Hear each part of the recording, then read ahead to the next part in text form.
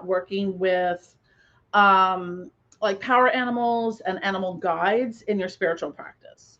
So I'm going to go over this in a couple steps. So first, I want to talk a little bit about core shamanism, or sometimes it's called neo-shamanism, which is what you see prevalent in a lot of New Age and occult practices. Going to take a little sidestep into the specifications surrounding usage of the term spirit animals and totem animals, because that is very different and specific to a lot of indigenous cultures. And then kind of going into what power animals and spirit animals are on the spirit guide and how you can work with them. So buckle up. Anyways, so you've probably heard me a couple times before, and I swear I will do a separate video on this at some point. I just need to do a lot more like methodical research into this. But the TLDR of core shamanism is that it's a system of practices that was invented and disseminated by Michael Harner in the 1980s. He was like a cultural anthropologist, I believe. And this is what's most widely used in Western esoteric traditions. And what core shaman, there's also other people who you probably will see when you are looking into any kind of like neo-shamanic studies. Sandra Ingerman, Lynn Roberts also contribute greatly to those practices as well. Lynn Roberts is more on the shamanic Reiki side of it. But so now core shamanism is not without its flaws, but it was more so it was meant to take shamanic practices that were common to all cultures around the world, and to take those core elements, i.e. drumming, shamanic journeying, the upper world, middle world, lower world concepts, soul retrievals, and various healing practices, removing any cultural or religious specific practices and attachments to those in that context, to bring something that was non-culturally appropriative to the Western world in terms of shamanism. Now, the term shaman originally comes from Siberian healers. I was watching something about it recently.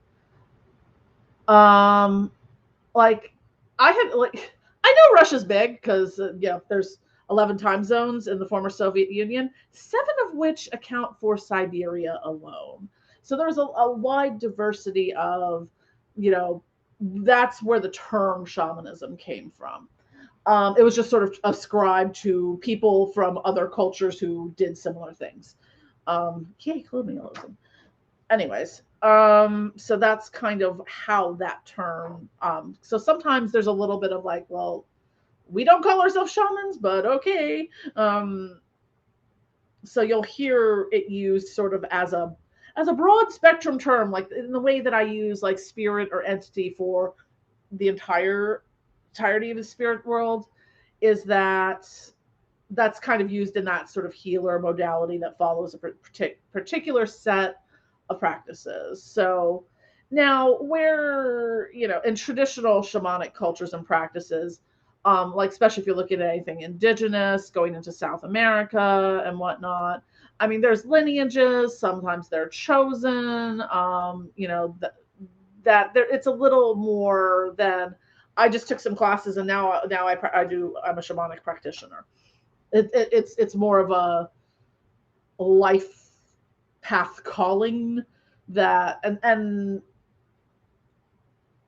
trying to think of the right word for it. I don't want to say exclusive, but it's just different. It's just got a different context to it in that sense. So, I mean, you can use shamanic practices without ever being a quote unquote shaman or shamanic, teacher, healer, practitioner, or whatnot. I mean, to do shamanic journeying or have a soul retrieval done doesn't really make you a shaman. But anyways, so one of the other areas too that kind of gets where it in the Western esoteric gets a little bit problematic is that in the love and light crowd, which is problematic enough as it is, of course, they focus more on the, no shock here, love and light aspects of shamanism without incorporating sort of the darker shadow work aspects of it. Um, that, you know, the only way out is through, and excuse me, that you have to balance the dark and the light, not just be, oh, I'm a light worker and I only work with light energy and dark energy and shadow energy is bad. Anyways, I have some feelings, I have some opinions on that. So, anywho, that was the TLDR of core shamanism in this context, because a lot of times people work with power animals and animal guides while doing shamanic journeying or meditations or stuff like that. So that's sometimes where that comes up, and why I felt it necessary to mention that part of it. So we hear a lot, like a lot of times, and it's at least now people are getting away from using the, oh, so and so's my spirit animal, you know, like, you know, I love the capybara, and I would say like that would be, you know, it's not just an animal you have a kinship to, because I'm chonky and I like when other animals lay on me, so I'm all about the capybara. But you know, it's different than being like, oh my god, the capybara is my spirit animal because we're so much alike.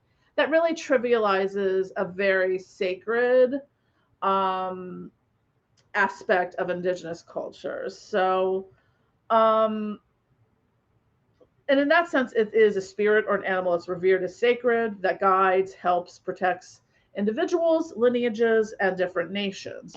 Now, these are going to vary wildly because apparently there are well over 500 different Native American tribes. Like most Americans, woefully undereducated on that, thanks to the educational system. Did not get a whole lot of that information growing up. So, and in some of these, what's fascinating, like when we're talking about the spirit animals or totem animals, is that in certain tribes, there are ancestral relations to specific animals that have been in place for centuries. So, you know, you're looking at a lineage of people who are, you know, kind of people of the bear or people of the eagle and stuff like that. So after an infant is born, you know, the elder will give a name to the baby that's reflecting that animal of the clan. So, and sometimes it can happen later in life as well. So thinking about it in that sense, and if it's happening later in life, there's a very particular ceremonial adoption of that spirit animal and sacredness to it. So it's not necessarily like when we use it in pop culture sense of, oh my god, the capybara is my spirit animal, we're really trivializing something very sacred that's not ours. You know, I was kind of trying to think of something like to it. It's kind of like if you are a white circumcised male, claiming to have or being like, oh yeah, I had a bris, because I'm like, not the same. You may both have ended up circumcised at the end of the day, but a bris is a tradition, a Jewish tradition. So unless you were raised in a Jewish tradition, you did not have a bris. So be like saying you were brised or you had a bris just because you're circumcised, not the same. Like I hope that kind of, you know, draws some sort of comparison in. Yes, but two very different things. So, and not to be, you know, kind of crass about drawing that thing. That was just like the kind of the first thing where I was like, okay, this kind of gives you a very concrete of yes, but this is not the same thing, because you're talking about a cultural tradition or religious tradition. Something that's sacred that you weren't part of, but you can't really claim to be part of. So, now one of the other things to consider is that, you know, some of the, especially on the indigenous culture, some of these things were lost over time, or kind of, it's a polite way to look at us. There were things that were outlawed due to colonization and due to just how horrifically this country has treated indigenous people. Like, I mean, thinking about it in terms of, until the Freedom of Religions Act passed in 1978, It was illegal for indigenous people to practice their religions. They could be jailed or murdered. And that's my lived lifetime. I was 3 years old when that happened. So it's not that long ago. It's still something that exists in living cultural memory. So that's something that needs to be respected. And it's not being woke or being whatever. It's just having a modicum of respect. That's all.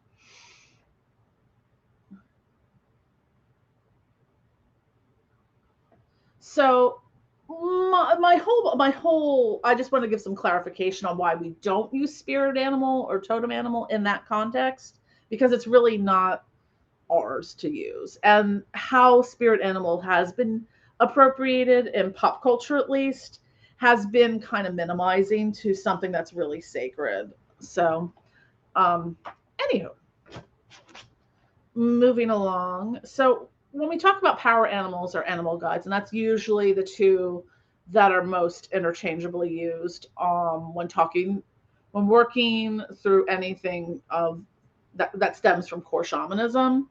Um, so we have spirit guides, who may be in the form of, a person or a particular kind of guide in that sense, ascended master, an ancestor, anything. That's something separate. So power animal would be a spirit guide that comes in animal form.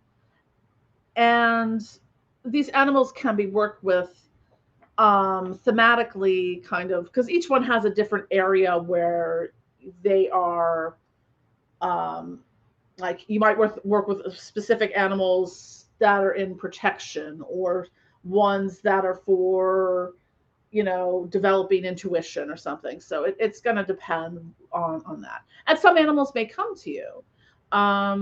So they can appear in meditations, visions, dreams, shamanic journeys, or, you might connect with an animal that you see, like, if you were at wildlife reserve, zoo, just randomly in the woods, something like that, that you might feel like a spiritual messenger kind of connection with.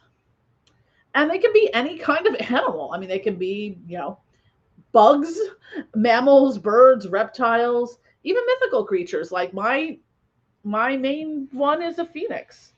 So, um, and you might have a primary one you work with, but you can have multiple animal guides or power animals that you work with.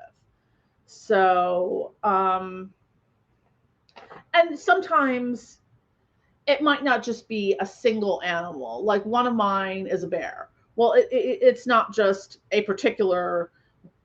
It could be a particular bear, like, it could be like a sloth bear or something, um, or it could just be bear as, sort of the collective whole that would accomplish, that would, just sort of be all bears in genus and species. So, um, yeah, so that is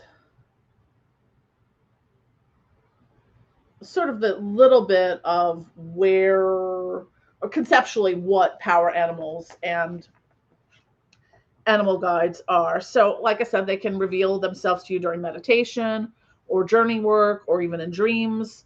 If you keep having dreams of, a raven or something like that. And some animals are associated with different spiritual entities. If you, is it, I'm trying to remember, like owls are associated with Lilith. Morgan is, I think, crows, sometimes vultures. So certain animals also have deific associations as well. That's another thing to consider. But when you talk about working with your animals, and one of the things that can happen during them being revealed, they might reveal themselves to you during like a healing session, or I've had this happen twice with two different practitioners, as my different power animals have revealed themselves to the people I was working with. There's a shamanic healer I work with a couple times, and like one of the ones that revealed to him was Hummingbird, and Hummingbird was kind of taking away things I just didn't need anymore in that sense. Just kind of like, as I talk about sometimes, just those things that no longer serve us that we hold on to, taking those things away, just getting rid of them, that sort of thing. So it's not necessarily like when we go back to how people, oh, the capybara is my spirit animal because I so much, that's how I feel, a kinship towards that. It's different in what a power animal or animal guide will do for you. So for me, like I mentioned, I have a phoenix, hummingbird. I also have a blue jay, dolphin. The dolphin one I think is tied with my Lemurian spirit guide because it's very that's a whole other thing. But that dolphin and bear, dolphin, and blue jay came up during a shamanic sound healing session I had to an entirely different practitioner. So sometimes other people will be able to sense or see your animal guides or power animals for you if you're having healing work done like Reiki or something like that. Or you might have the energy of that animal kind of going. You can connect. There's a lot of different ways to do it. To meditate on finding your animal guides, revealing them. You can give them names. I think I might name some of them so it's a little clearer for me. Like I think my phoenix is named Katura. So, but other ones I haven't named yet. I also think there's a jungle cat in there somewhere. So one of the other things is are power animals or animal guides considered a witch's familiar? And the short answer to that is it depends. Like I would consider like Moon to be my familiar because she's my little witchy poo cat. But a familiar is more of like a familiar spirit. And yes, that could be our beloved house creatures or spirit familiars that are kind of like spirits that maybe be attached to you in that sense, or that do kind of work for you in that sense. Which would take the form, and familiars tend to act as more of a magical aid. So yeah, I think the term familiar is a little different, or how you would work with a familiar would be a little bit different than how you would work with like a power animal or animal guide. So, and they can be incredibly healing to work with. And if you're starting to work with them, one of the things I have to do, since I'm in the process of starting the beginning phase of moving, I don't want to set up more altars, but probably at some point in time, I'm going to find crystal carvings or of the animal of my power animals and have like a little sort of power animal altar that I use there. So or just something that's a space that's dedicated to that. So that's something that you can do. Anyways, I just want to talk a little bit about that because again, these are things that kind of come up, and I like to dispel myths and talk about some of the other extraneous issues around, and so there's a broader understanding of this because there's a lot of, not for nothing, I see this a lot with some of the younger witches coming in because there's such an emphasis on avoiding cultural appropriation that there's sometimes people are afraid to touch things because they automatically assume it's cultural appropriation. And if anything, there's just a lot of nuance because like I mentioned, there's over 500 indigenous tribes, and I think in Native America, in the Americas or whatever. So, and they are all very different. So to assume that every single one thinks the exact same thing, I don't think that any culture or any group of people should be treated as a monolith. So that's where understanding nuance comes in. And this is a very, when you're talking about things, especially as they relate to indigenous populations and practices, that there's just, some sensitivities that should be shown, or awareness of things like not using spirit animal in that context, or, understanding when something is kind of teetering into icky cultural appropriation versus a cultural sharing, or something that's based on it. I am by no means an expert, so I just try to go on my understanding, which comes from multiple perspectives and a lot of research and a lot of videos, a lot of more research, because it is nuanced, and you might find people who were like, whatever, I don't care, to, oh my god, don't ever touch that again. So you could get very polar opposite viewpoints on the exact same thing from multiple people. So and that's the same applies kind of to, I mean, the closed religions are that's a little bit different, but again, nuance is your friend. And just at least having an understanding of some of the stuff will go a long way than being just ignorant and not acknowledging that. So be that as it may, don't forget to click like and subscribe, and hit the notification bell. I love you all, and I will see you again soon. Bye.